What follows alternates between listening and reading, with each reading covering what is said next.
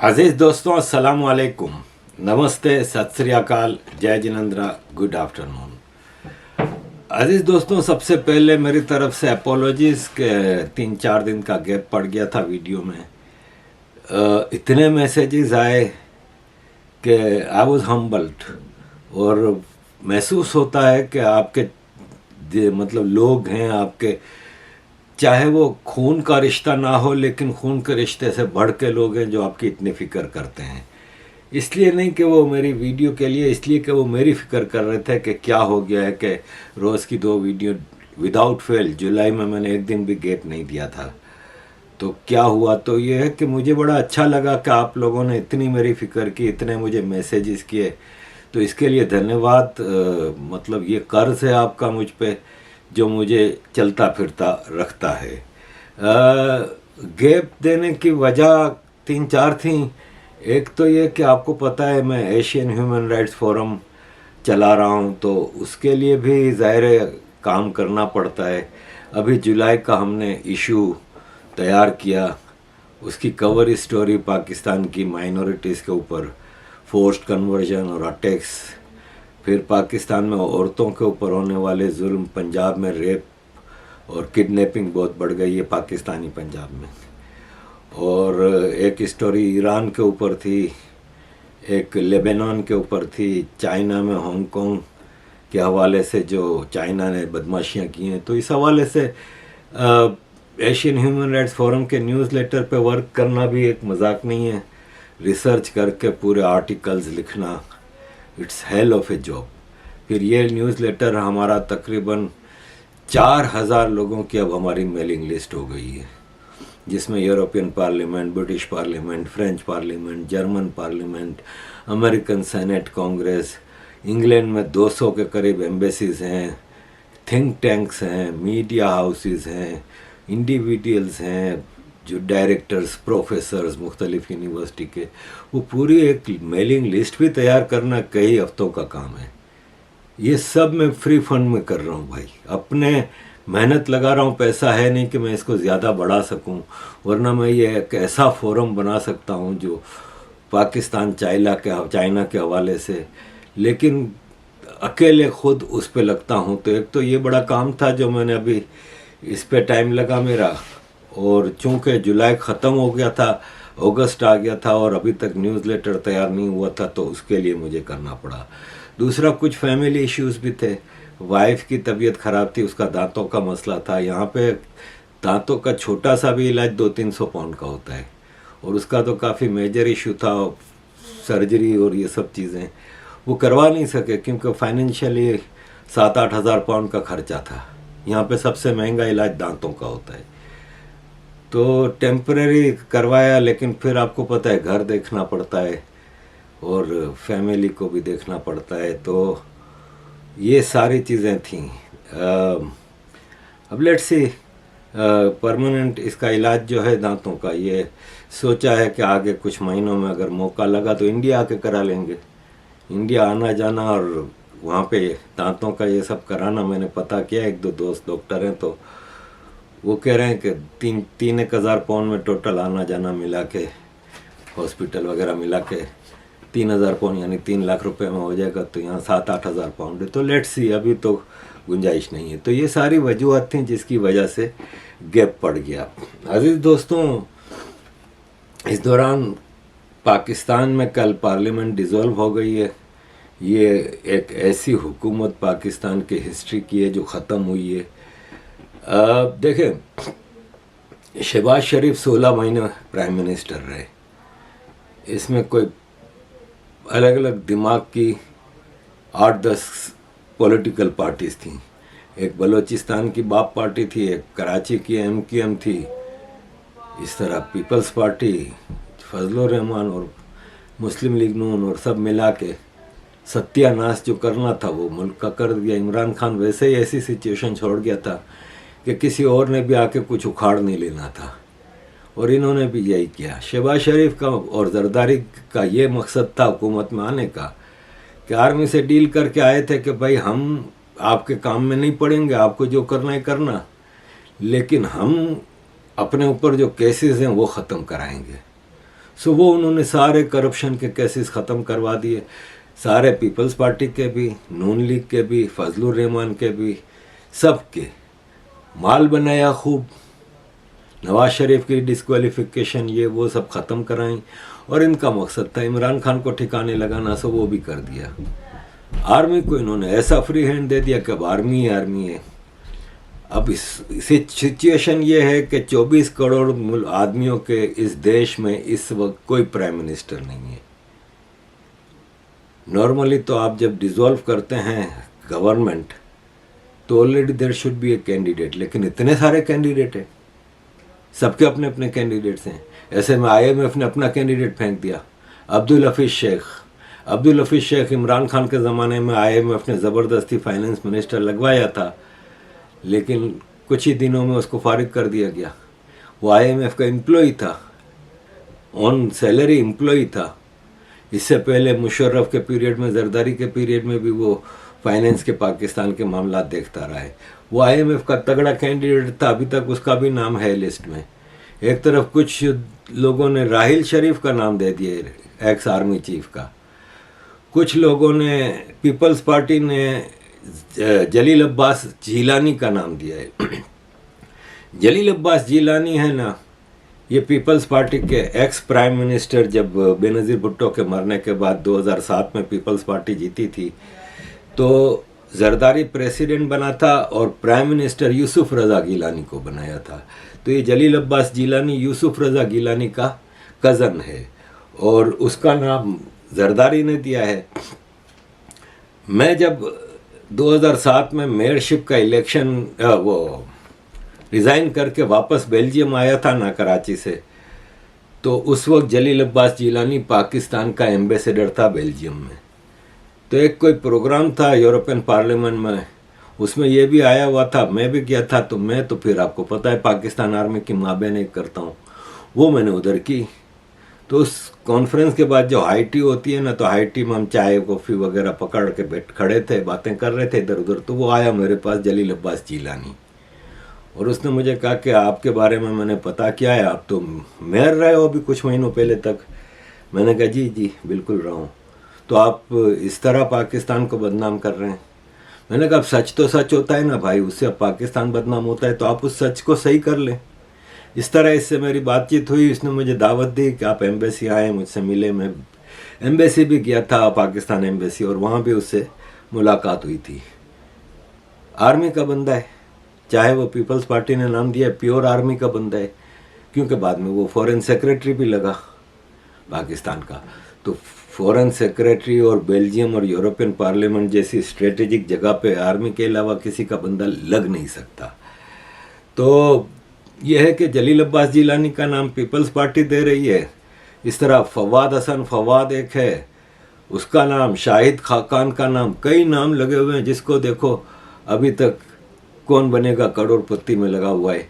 क्योंकि मसला यह है कि ये केयर टेकर प्राइम मिनिस्टर है ना, ये ज़रूरी नहीं कि 3 महीने के लिए लगे, क्योंकि नॉर्मली तो 3 महीने का होगा।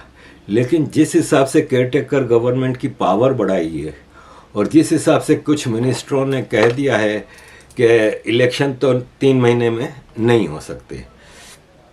पाकिस्तान के होम मिनिस्टर अभी जो कल ख़त्म हुई है कैबिनेट, उसके राना सनाउल्लाह, उसने कहा है कि कोई चांस ही नहीं है कि 3 महीने के अंदर इलेक्शन हो सकें, क्योंकि प्राइम मिनिस्टर शहबाज शरीफ कह रहे हैं कि करंट जो इस साल सेंसस हुए हैं उस पे इलेक्शंस होंगे, तो उस पे इलेक्शंस होना मुमकिन नहीं है।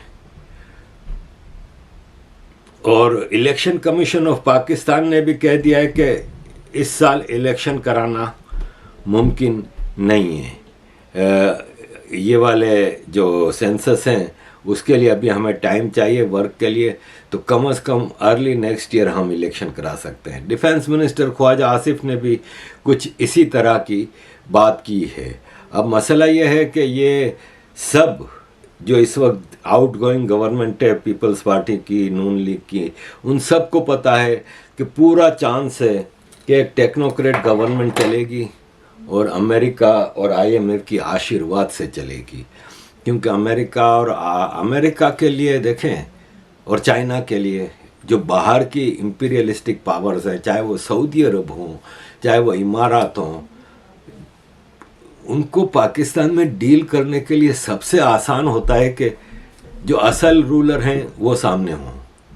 जैसे कि मिलिट्री डिक्टेटरशिप का जब मार्शल लॉ होता है, तो इनके लिए आप देखें कि असल कभी भी मार्शल लॉ के दौर में पाकिस्तान को फाइनेंशियली मसले नहीं हुए, चाहे वो ज़ियाउल हक का मार्शल लॉ, चाहे वो मुशर्रफ का, क्योंकि वो इंटरनेशनल एजेंडे में ऐसा पाकिस्तान का वो सत्यानाश करवाते हैं। क्योंकि बेशक उनको फाइनेंशियल ट्रबल ना हुई हो, लेकिन ज़ियाउल हक और मुशर्रफ के दौर में ही तो टेररिज्म पाकिस्तान की सरजमीन पे आया ना, इसलिए कि उन्होंने इंटरनेशनल पावर्स के लिए पाकिस्तान से मुजाहिदीन और टेररिस्टों की फौजें जमा की, हथियार पूरी दुनिया का पाकिस्तान में आ गया। आज आसान हो गया है, बंदूक, बम, हर चीज़ आसान मिल जाता है, आसानी से भाड़े के फौजी मिल जाते हैं। पहले खाली ISI रिक्रूट करती थी, आज जिसको देखो रिक्रूट करके अपना गैंग चला रहा है। तो इसलिए इस मिलिट्री दौर में हमारे लिए मुश्किल रहती है, लेकिन और हमारे पाकिस्तान के आगे के हालात बहुत ख़राब होते हैं। वक्ती तौर पे फाइनेंशियल वो हो जाता है, जिससे आम पाकिस्तानी जो जाहिल है ना, वो ये समझता है कि देखो मिलिट्री रूलर के ज़माने में चीज़ें बेहतर चलती हैं। अब अमेरिका, चाइना जैसी पावर्स के लिए आसान होता है कि वो पहले प्राइम मिनिस्टर से बात करें, फिर जाके आर्मी चीफ से मिलें, फिर प्राइम मिनिस्टर की अपनी कट होती है हर चीज़ में करप्शन की, फिर जो डिफेंस का मसला है तो डिफेंस मिनिस्टर की कट होती है, फॉरेन का मसला है तो फॉरेन मिनिस्टर, सबकी अपनी अपनी कट होती है, फिर जजों की, आर्मी की। आर्मी डायरेक्ट होती है ना, तो डायरेक्ट आर्मी रखती है हिसाब किताब और सब कुछ वो होता है। तो इनको भी पता है, जो करंट गवर्नमेंट ख़त्म हुई है, शहबाज शरीफ, जरदारी, फजलुर रहमान, के आगे चांस है कि 2-4 साल के लिए, हो सकता है 10 साल तक चला जाए मामला। इसलिए ऐसा कैंडिडेट हर पार्टी कोशिश कर रही है कि अपना आए, ताकि फिर आगे उस सेटअप में इनको हिस्सा मिलता रहे। लेकिन मुझे जहाँ तक मेरी रीडिंग है, आगे मैं कोई ज्योतिषी तो हूँ नहीं, लेकिन मेरी रीडिंग ये है कि अगर इलेक्शन नहीं होते और ये केयरटेकर सेटअप चलाएंगे, तो इसलिए उस केयरटेकर सेटअप को बनाने में मुश्किल हो रही है। अगर सिर्फ 3 महीने का केयरटेकर सेटअप बनाना है, जिसका काम सिर्फ इलेक्शन कराना है और रूटीन वर्क करना है, तो उसके लिए तो इतनी मुश्किल नहीं होनी चाहिए थी ना। लेकिन इतनी मुश्किल इसलिए हो रही है, अब जैसे राहिल शरीफ और अब्दुल हफीज़ शेख जैसे नाम आ रहे हैं, तो जहाँ तक मेरी रीडिंग है ना, तो इसी टाइप का कोई बंदा प्राइम मिनिस्टर होगा। Abdul Hafeez Sheikh caretaker setup में फाइनेंस मिनिस्टर हो सकता है, क्योंकि IMF का इंटरेस्ट सीधा सीधा ये है कि हम फाइनेंस मैटर्स अपने हाथ में लें, तो वो अपने मतलब का केयर टेकर फाइनेंस मिनिस्टर ला सकते हैं।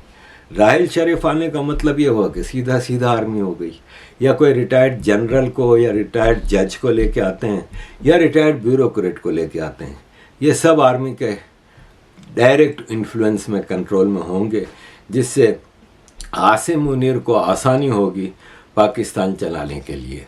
और उस दौरान कोई इंटरनेशनल एजेंडा होता है इस रीजन में, कोई बड़ी जंग है या कुछ है, तो ऐसे में अमेरिका के कहने पे ही फिर मार्शल लॉ भी आसिम मुनीर लगा सकता है।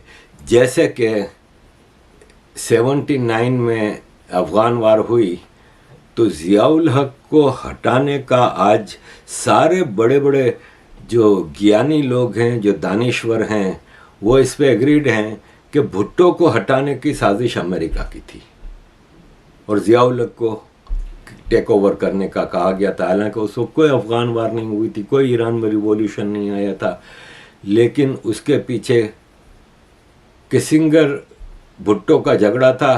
किसिंगर गए, कार्टर सरकार आई और कार्टर सरकार ने ज़ियाउल हक को ग्रीन झंडी दिखा दी। और उसके बाद ही हमने देखा कि 1.5-2 साल में पूरा जियोपॉलिटिकल चेंज हो गया। ईरान में रिवॉल्यूशन आया, अफ़गानिस्तान वार शुरू हुई 81 में, फिर ईरान इराक वार शुरू हुई। तो वो एक अमेरिका ने एजेंडे के लिए पहले ही अपनी जो सबसे वफादार कुत्तों की टीम थी उनको पाकिस्तान में तैयार रखा था। इसी तरह मुशर्रफ का भी यही था कि 9/11 होता है 2001 में, लेकिन अफ़गानिस्तान में खिचड़ी तो पक रही थी ना, अलकायदा तो थी ना, 1997 में क्लिंटन ने मिसाइल अटैक किए थे अफगानिस्तान पे, एक बार खाली, क्योंकि उनकी यूएसएस कोल एक बड़ी शिप थी जो नेवी की, यूएस की, उस पर अलकायदा की किश्ती जाके टकराई थी बम से भरी, और उसका काफ़ी नुकसान हुआ था। मुझे याद नहीं कितने लोग मरे थे, काफ़ी लोग भी मरे थे और काफ़ी नुकसान हुआ था। वो अलकायदा का पहला अटैक था अमेरिका के ऊपर इतना बड़ा। तो उस पर क्लिंटन ने, उस वक्त तो मुशर्रफ नहीं आया था, नवाज शरीफ की सरकार थी, लेकिन फिर इनको पता था कि आगे अफ़गानिस्तान, इराक, ये तो अमेरिकन इस्टेब्लिशमेंट का एक एजेंडा पूरा था ना, लिस्ट थी पूरी इनके पास जो इनको पूरा करना था। तो इसलिए मुशर्रफ को भी लाया गया। ये तो नहीं है कि आप इंटरनेशनल कोई कांड करने के बाद पाकिस्तान में रेजिम चेंज करेंगे।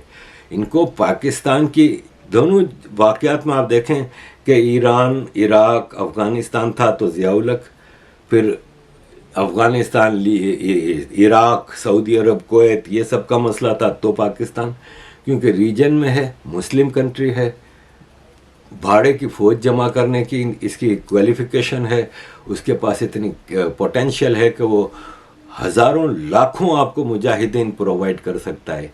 फिर कैरेक्टर लेस लोग हैं जिनको अपने देश की, अपने देशवासियों की कोई परवाह नहीं होती, वो आपके इंटरनेशनल एजेंडे के लिए पूरे पाकिस्तान का सौदा कर जाते हैं। ये सब क्वालिटीज़ आपको दुनिया में कहीं और नहीं मिलेंगी। तो अमेरिका फिर यहाँ पे इस तरह का खेल खेलता है ना, तो पाकिस्तान को अपने कंट्रोल में लेने के लिए मिलिट्री रूल लाता है। तो हो सकता है कि जो केयरटेकर सेटअप एक मिसाल है कि राहिल शरीफ आ जाता है, फिर मसला ही ख़त्म हो गया, फिर मार्शल लॉ लाने की ज़रूरत ही नहीं, क्योंकि राहिल शरीफ अभी का तो था आर्मी चीफ, और फिर आसिम मुनीर राहिल शरीफ, और आसिम मुनीर का बॉस रहा है राहिल शरीफ, क्योंकि जब राहिल शरीफ आर्मी चीफ था तो आसिम मुनीर अभी जनरल भी शायद नहीं बना था, फुल 5 स्टार जनरल, 4 स्टार होता है, 5 स्टार होता है, जो भी है, वो जनरल भी अभी नहीं बना था। तो आसिम मुनीर का बॉस रहा है, तो वो फिर आर्मी का पूरा एक सेटअप उसको रूल करेगा। और IMF के हवाले, अब्दुल हफीज शेख के हवाले कर दें फाइनेंस, ना भी करें तो हिसाब डार भी IMF के इशारे पे ही चलता है। उसने IMF के इशारे पे ही इतना ख़तरनाक एग्रीमेंट किया। तो इलेक्शन होने का फिल वक्त कोई चांस मुझे तो नज़र नहीं आता। अब मुस्लिम लीग नून है, वो इलेक्शन में गई है। पहले तो आप ये देखें कि कल फेयरवेल पार्टी दी नेशनल असेंबली की फाइनल, उसमें तो इस गरीब मुल्क में जहाँ पे आम आदमी के पास 2 रोटियां खाने के लिए एक वक्त में नहीं होती, वहाँ पे फेयरवेल पार्टी का ज़रा मेन्यू चेक करें। आज डिसॉल्व हो जाएगी, लेकिन डिनर का जो मेन्यू है वो बड़ा दिलचस्प है, जिसमें टर्किश कबाब रेशमी हैं, टर्किश कबाब विद चीज़ हैं, और लेबनानी बोटी बोनलेस है, और मटन ब्रोस्ट, और इसके अलावा मटन कुन्ना। कुन्ना आपको पता है, वैसे ही खाने पीने में और लज़्ज़त में अपनी मिसाल आप है, और मुल्तान के जो कारीगर हैं कुन्ना बनाने से मुतालिक, वो इसमें बड़ा अपनी मिराज रखते हैं। इसके अलावा चिकन हांडी है विद बोनलेस, इसके साथ मटन बुखारा पुलाव, मियाँ जी की दाल वो ख़ास तौर पर शामिल की गई है देसी घी के तड़के के साथ, भिंडी मसाला, भिंडी जरदारी साहब की भी आपको पता है बहुत फेवरेट है, भिंडी मसाला, फ्रेश ग्रीन सैलड इसमें साथ शामिल है, और 3 तरह के और सैलड शामिल हैं, जिसमें रशियन सैलड भी है और दीगर सैलड्स भी शामिल हैं। नान जो हैं उनकी बहुत सारी वैरायटी रखी गई है, उसमें कलवंजी वाले नान भी हैं, गार्लिक नान भी हैं, तंदूरी नान भी हैं, रोगनी नान भी हैं, सादा नान भी, खमीरी रोटी भी, चपाती भी। तो ये सारी कैटेगरीज, जितनी भी जुमला हाय कैटेगरीज हैं, वो इसमें शामिल की गई हैं। कैरेमल क्रंच, आपको पता है लज्जत की एक मिराज, कैरेमल क्रंच रखा गया है, शाही टुकड़े रखे गए हैं, और फूड ट्राइफल। ये वो सारा मेन्यू है डिनर का। पार्लियामेंट डिसॉल्व होने जा रही है, और ये जो मेन्यू है ये अपने व्यूअर्स के साथ हम शेयर कर रहे हैं। अजीज दोस्तों, ऐसे में इलेक्शन के हवाले से भी अब इनकी जो कैंपेन चल रही है, इसमें शहबाज शरीफ ने कहा है कि मैंने बड़ी मुश्किल से मुल्क को ट्रैक पे डाला है। पाकिस्तान की जो मेन 4 चीज़ें होती हैं ना, जो जिसका असर आम आदमी पर पड़ता है, वो है पेट्रोल की प्राइस, इलेक्ट्रिसिटी की प्राइस, गैस की प्राइस और डॉलर की प्राइस। डॉलर की प्राइस हाँ डायरेक्टली तो आम आदमी को असर नहीं करती, लेकिन करती भी है, इसलिए कि पाकिस्तान इंपोर्ट बेस्ड इकोनॉमी है, तो उससे हर चीज़ इंपोर्ट डॉलर में होती है। तो फिर एक चीज़ $1 की आती थी पहले तो 150 रुपये की आती थी, आज 300 रुपये की हो गई ना, डबल प्राइस हो गई। तो उससे हर चीज़ पे असर पड़ता है। तो ये शहबाज शरीफ के 16 महीने में हर चीज़, ये चारों चीज़ें हैं ना तकरीबन डबल, कोई डबल से ज़्यादा हो गई है, कोई डबल से थोड़ा कम है। तो ये 150 का डॉलर था, आज 290 का डॉलर है। इलेक्ट्रिसिटी 3 गुना बढ़ गई है। तो हर चीज़ का ये फ़र्क पड़ा है। ऐसे में शहबाज शरीफ कहते हैं कि मैंने तो ट्रैक पे ले आया हूँ, अब अगला इलेक्शन आप नवाज शरीफ को जिताएं मेरे भाई को, तो मैं पंजाब का चीफ मिनिस्टर, नवाज शरीफ पाकिस्तान का प्राइम मिनिस्टर, और हम पाकिस्तान को तरक्की दें। अब देखें 81 में नवाज शरीफ पंजाब का वज़ीर ख़जाना बना, 85 में पंजाब का चीफ मिनिस्टर बना, 88 में पंजाब का चीफ मिनिस्टर बना, 90 में प्राइम मिनिस्टर पाकिस्तान बना, 97 में प्राइम मिनिस्टर पाकिस्तान बना, और इसका भाई शहबाज शरीफ 97 में पंजाब का चीफ मिनिस्टर बना। 2008 में जरदारी की हुकूमत आई तो नवाज शरीफ चीफ मिनिस्टर पंजाब, शहबाज शरीफ चीफ मिनिस्टर पंजाब बना, नवाज शरीफ नेशनल असेंबली में ओपोजिशन लीडर बना। उस वक्त वट्टा सट्टा हो गया था कि जरदारी ने कहा था कि इस बार हम जीते हैं, आप हमें सुकून से 5 साल हुकूमत करने दें, आगे आप 5 साल जीतिएगा तो आपको, और यही हुआ। 2013 में नवाज शरीफ प्राइम मिनिस्टर बना और पंजाब का चीफ मिनिस्टर शहबाज शरीफ बना, और 2022 में ये शहबाज शरीफ पाकिस्तान का प्राइम मिनिस्टर बना, इसका बेटा हमजा शहबाज। इतने मौके इनको मिले और अब एक और मौका चाहिए। क्यों चाहिए? An 18-year-old girl tells her mom that she has missed her period for 2 months.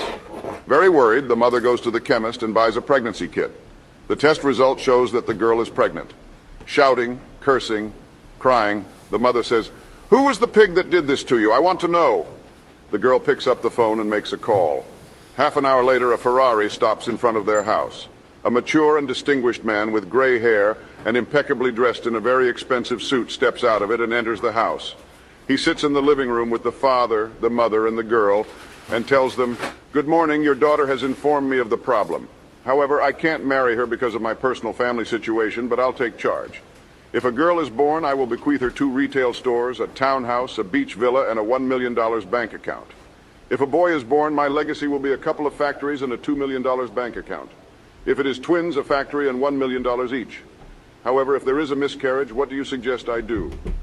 At this point, the father, who had remained silent, places a hand firmly on the man's shoulder and tells him, "Then you try again."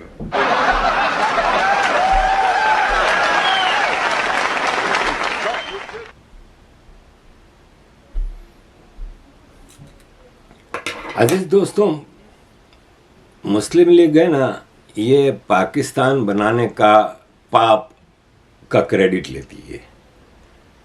हालांकि ये मुस्लिम league वो थी ही नहीं ना। पंजाब में unionist party की government थी, KPK में गांधी, सरहदी गांधी, बाचा खान की पार्टी की गवर्नमेंट थी। बलूचिस्तान में भी मुस्लिम लीग नहीं थी, और सिंध में भी साईं जीएम सैयद की बेवकूफ़ी की वजह से इनको सिंध असेंबली से वोट मिला। मुस्लिम लीग बंगाल में थी और आज के हिंदुस्तान में थी। ऐसे में आपके सामने एक चीज़ मैं रखना चाहूँगा कि मुस्लिम लीग के ही एक लीडर थे सिंध से, पीर पगारा। पीर पगारा के बाप को अंग्रेज़ों ने फांसी दे दी थी क्योंकि वो हिंदुस्तान की आज़ादी के लिए लड़ रहे थे। और ये पीर पगारा छोटा था, पीर मर्दान अली शाह पगारा, ये छोटा बच्चा था, इसको इंग्लैंड ले गए थे और अपनी निगरानी में उसकी एजुकेशन और वो की, और उसको प्रो इंग्लैंड बना के हिंदुस्तान में भेजा था। तो उसकी अपनी हुर की फ़ौज थी, हुर एक कौम है सिंध में, इसकी अपनी फ़ौज थी और ये पीर था, तो इसको भगवान की तरह पूजा की जाती थी। खैर, ज़िया-उल-हक के ज़माने में पीर पगारा वॉज रूलिंग पाकिस्तान। खैर, तो पीर पगारा का एक इंटरव्यू हुआ था, उससे पूछा गया कि मुस्लिम लीग ने पाकिस्तान बनाई थी, तो उसने कहा कि आप बेवकूफ़ हो, अंग्रेज़ों ने पाकिस्तान बनाया था। उन्होंने कहा वो कैसे, तो इसने कहा कि 1945 की बात है कि मैं अलीगढ़ की एक बस्ती में बैठा था, तो पता चला एक सिंधी का वहाँ पे कत्ल हो गया है पर्सनल इशू पे। तो थोड़ी देर में डीसी साहब और एसपी साहब आ गए। एसपी साहब का नाम था टैक्सन साहब, अंग्रेज थे, 45 की बात है, अंग्रेज थे जो इंग्लैंड से आए थे। खैर एसपी ने आते ही खुद ही तोड़फोड़ शुरू कर दी, बाजार में आग लगवा दी, वो फसाद शुरू हो गया।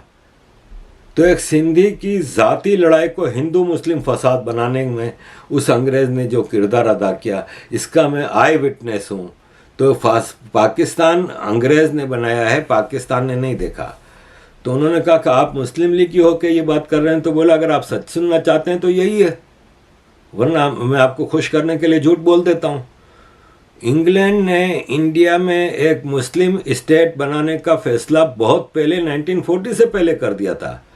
वली खान साहब ने ज़ियाउल हक के ज़माने में इस मामले पे बात की, तो ज़ियाउल हक ने उसको बुलाया, वली खान को, बादशाह खान के बेटे को। तो वली खान ने एक फ़ोटो स्टेट कॉपी बताई जिसमें ज़ियाउल हक को दिखाया कि भाई ये देखो 1940 से पहले अंग्रेज़ों ने फैसला कर लिया था कि हिंदुस्तान में एक मुस्लिम स्टेट बनानी है। तो सवाल किया गया कि पीर साहब आप इतना इम्पोर्टेंट सेंसिटिव इशू को इस तरह बता रहे हैं। तो बोला भाई साहब आपको शायद सच सुनने की आदत नहीं है, यही सच है। तो उन्होंने कहा कि अच्छा इसका कोई सवाल किया गया कि आपके पास कोई सबूत है। तो बोला सबूत ये है कि इंग्लैंड के वज़ीर आज़म चर्चिल पंजाब के उस वक्त के वज़ीर आज़म सर सिकंदर हयात से कैरो में मिले थे, इजिप्ट। और चर्चिल ने कहा कि मुसलमानों ने इंग्लैंड के लिए इतनी कुर्बानियाँ दी हैं कि हम उनको एक अलग स्टेट बना के देंगे। और ये बात सर सिकंदर हयात के बेटे सरदार शौकत हयात से पूछा गया, तो उन्होंने कहा कि बिल्कुल मैं भी उस मीटिंग में मौजूद था जिसमें चर्चिल ने सरदार सिकंदर हयात को ये बात की थी। तो बात यह है कि पीर पगारा ने भी ये बात की थी। इनको बाद में भी पूछा गया था, तो उन्होंने कहा कि अल्लामा इकबाल कायदे आज़म मोहम्मद अली जिन्ना के पास गए थे कि हमें अलग पाकिस्तान स्टेट बनाना है। किसके कहने पे गए थे? अंग्रेज़ों के कहने पे। वो सर का खिताब रखते थे। भाई एक कौम थी जो गाय को पूजा करती थी और एक कौम थी जो गाय को खाती थी। ये दो अलग अलग कौमों को डिवाइड किया गया, वरना तो ये हमेशा से साथ रहते थे। इसके बाद कुछ सालों बाद वापस पीर पगारा से किसी ने एक इंटरव्यू में ये सवाल किया कि क्या पाकिस्तान अंग्रेज़ों ने बनाया? तो पीर साहब का ये हिस्टोरिकल वायरल जवाब है कि अगर अंग्रेज़ों ने नहीं बनाया तो क्या आपके बाप ने बनाया था? बिल्कुल अंग्रेज़ों ने बनाया था। तो ये है मुस्लिम लीग। आज ये जो मुस्लिम लीग के ठेकेदार शरीफ खानदान बना हुआ है, this is not Muslim league. तो अजीज़ दोस्तों, इलेक्शन तो हो गए हैं। इलेक्शन तो पता नहीं होते हैं कि नहीं होते। फिल वक्त नज़र आ रहा है कि एक लंबा मिलिट्री कंट्रोल रूल आएगा और इलेक्शन सिर्फ उस सूरत में होगा जब आर्मी को लगेगा कि वो अपनी मतलब की टीम लेके आ सकते हैं। अजीज़ दोस्तों, thank you very much for all your support. Kindly keep supporting.